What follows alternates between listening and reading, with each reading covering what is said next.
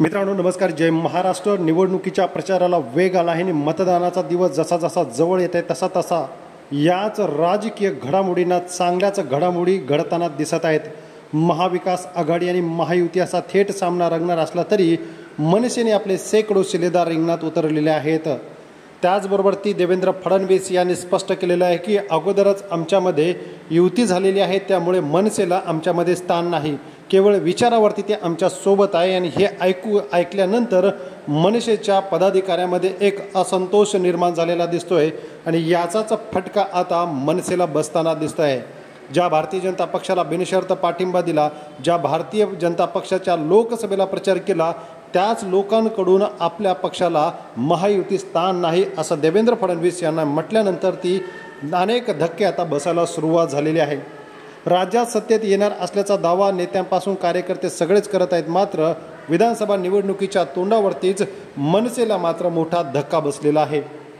धक्का असा बसलेला आहे की ज्या नेत्याला रिंगणात उतरवलेला आहे त्या नेत्यानेच आता ठाकरेंची साथ देणार असल्यामुळे राज ठाकरेंची साथ सोडायचं या ठिकाणी तयारी केलेली आहे।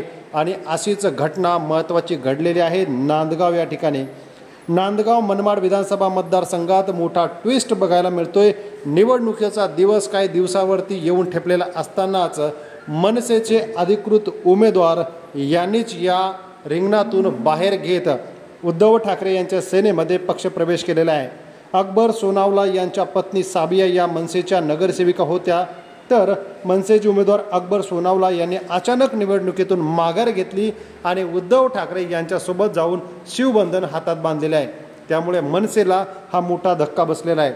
आतापर्यंत कार्यकर्ते जाताना दिसत आहेत, आता अधिकृत उमेदवारच आता उद्धव ठाकरेंच्या सेनेत गेल्यामुळे भारतीय जनता पक्षाने जो दगाबाजी केलेली आहे ती उघड होताना दिसत आहे। दुसरीकडे मनसे नक्की काय स्टँड घेतं हे कार्यकर्त्यांना पण कळत नाही असा आरोप त्याने केलेला आहे। भाजपसोबत आम्ही राहू शकत नाही, त्यापेक्षा उद्धव ठाकरे बरे असं बोलून त्याने पक्षाचा राजीनामा देत शिवबंधन हातात बांधलेले आहे। त्यामुळे उद्धव ठाकरे यांचा हा मास्टर स्ट्रोक निवडणुकीच्या तोंडावरती चांगलाच फायद्याचा ठरेल असं बोललं जात आहे आणि यामुळे मनसेला हा चांगला मोठा धक्का बसलेला आहे। धन्यवाद।